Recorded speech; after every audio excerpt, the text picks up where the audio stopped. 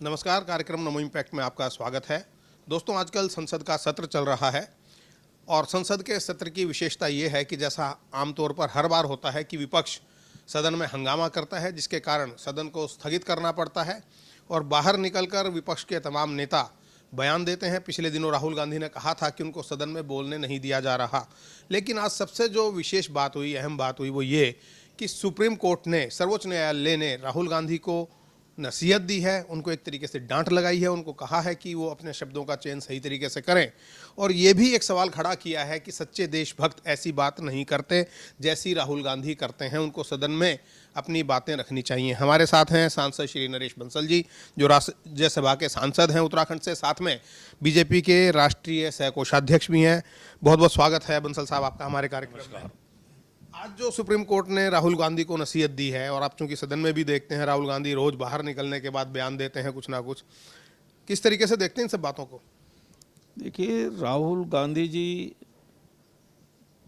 इस बात के अभ्यस्त हो गए हैं कि वो कुछ ना कुछ ऐसा बोलें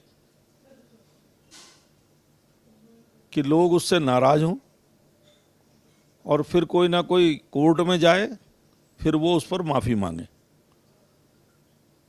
वीर सावरकर जी के मामले में उन्होंने माफ़ी मांगी, राफेल के मामले में माफ़ी मांगी, मोदी चोर है के मामले में माफ़ी मांगी और अब उन्होंने चीन ने 2000 स्क्वायर किलोमीटर ज़मीन कब्जा कर ली, इस पर माफ़ी मांगी। एक किस्म से माफ़ी है, वो तो बड़ा और हार लगाई है।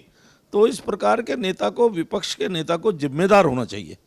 गैर जिम्मेदाराना वक्तव्य है ये अच्छा नहीं है, क्योंकि पक्ष और विपक्ष लोकतंत्र में दोनों चीज़ें हैं, दोनों के एक स्तर होना चाहिए।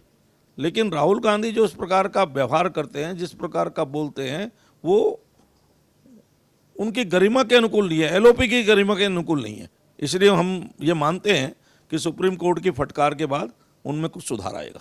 जब आपने कहा 4 बार पहले भी फटकार लग चुकी है, माफ़ी मांग चुके हैं, तो आपको लगता है कि 5वीं माफ़ी के बाद या फटकार के बाद सुधर जाएंगे? देखिए, हम तो सकारात्मक सोच वाले हैं, हम तो हमेशा मानते हैं कि व्यक्ति सुधरेगा, कभी तो सुधरेगा।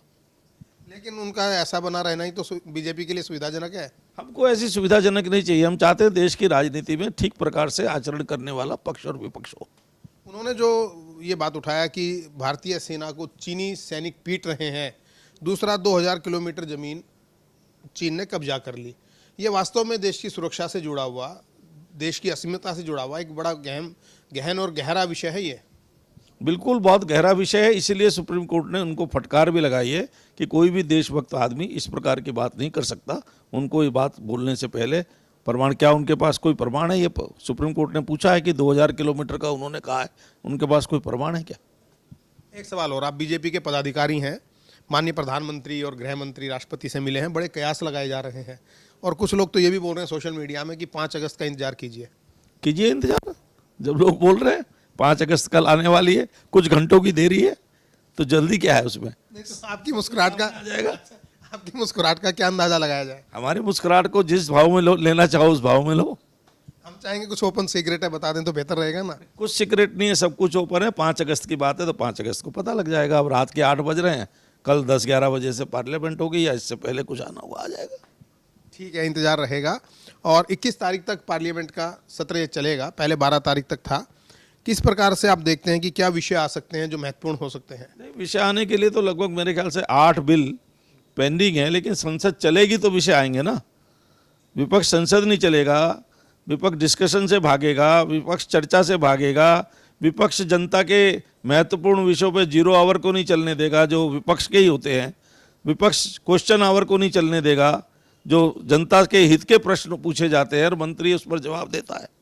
मंत्री को पूरक प्रश्न पूछ करके विपक्ष के पास अच्छा मौका होता है घेरने का, लेकिन वो सब उस जिम्मेदारी से भाग रहे हैं कि हो हल्ला करो, सदन स्थगित कराओ, चलो भाई। ये जनता के पैसे का भी दुरुपयोग है, जनता के उस विश्वास का दुरुपयोग है जिसने उनको चुनकर भेजा है। तो इस प्रकार से विपक्ष अपनी जनता के बीच में क्रेडिबिलिटी समाप्त कर रहा है। बहुत बहुत धन्यवाद हमसे बात करने के लिए सांसद श्री नरेश बंसल जी। और बड़े महत्वपूर्ण बिल आने हैं, जैसा कि उम्मीद जताई सांसद महोदय ने कि हो सकता है कि राहुल गांधी अब सुधर जाएं, और फटकार लगाई है सुप्रीम कोर्ट ने कि वो सदन में अपनी बात रखें, ना कि सदन के बाहर गैर जिम्मेदाराना तरीके से तो मानकर चला जा सकता है कि आने वाले दिनों में वो सदन चलने देंगे और सदन में अपनी बातें रखेंगे और जो महत्वपूर्ण विषय हैं उन पर चर्चा हो सकेगी। कार्यक्रम नमो इम्पैक्ट में इतना ही। नमस्कार।